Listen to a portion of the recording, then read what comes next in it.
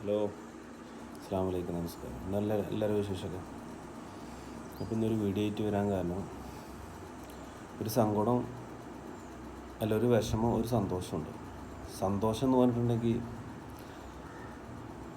നമ്മളെ റഹീമിന് വേണ്ടിയിട്ട് നമ്മൾ കേരളം ഒന്നാകെ എല്ലാവരും ഭയങ്കര നമ്മുടെ കൂട്ടത്തിലെ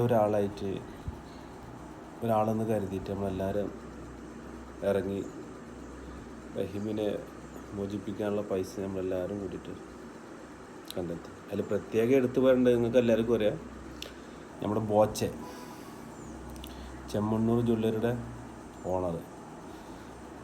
അങ്ങേർക്ക് ആദ്യം ഒരു ബിഗ് സല്യൂട്ട്.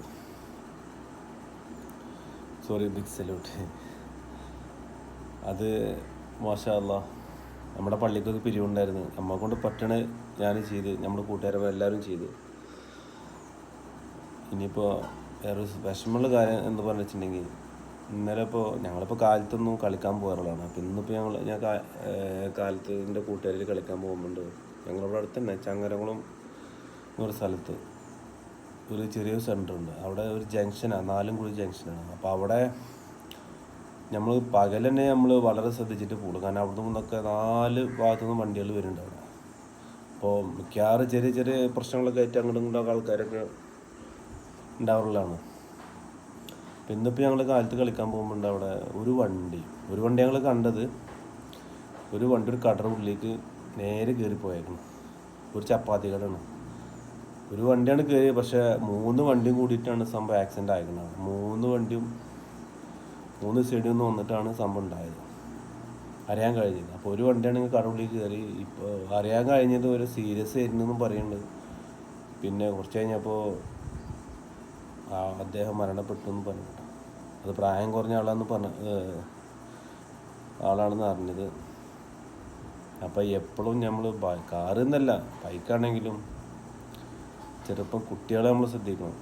ഇപ്പോഴത്തെ കാലത്താണ് ലൈസൻസ് ഇല്ലാണ്ടും ലൈസൻസ് കിട്ടിയ ആ ഒരു ചോര തളപ്പിലും വണ്ടിയായിട്ട് പോണ കുറേ ചെക്കന്മാരുണ്ട്. അപ്പോൾ എന്തായാലും വീട്ടിലുള്ളവരൊക്കെ ഒന്ന് ശ്രദ്ധിക്കുക. വണ്ടി കൊടുക്കുമ്പോഴും വണ്ടി കൊടുക്കുന്നവരും വീട്ടിൽ നിന്ന് വണ്ടി കൊടുക്കുന്നവർക്ക് ശ്രദ്ധിക്കുക. അപ്പോൾ അതാണ് ഇന്നിപ്പോൾ ഒരു വിഷമം. പ്രത്യേകിച്ച് വേറെ ഒന്നും പറയാനില്ല. അപ്പോൾ എല്ലാവരും നമ്മൾ ശ്രദ്ധിക്കും. നമ്മളായാലും വണ്ടിയാണെങ്കിലും കാറാണെങ്കിലും സൈക്കിളായാലും.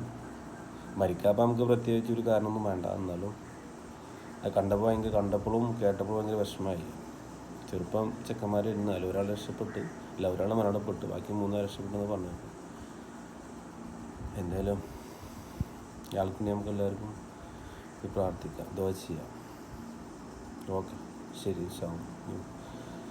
അടുത്തൊരു വീഡിയോ ആയിട്ട്, നല്ലൊരു വീഡിയോ ആയിട്ട് വരാൻ ശ്രമിക്കാം. ഓക്കെ.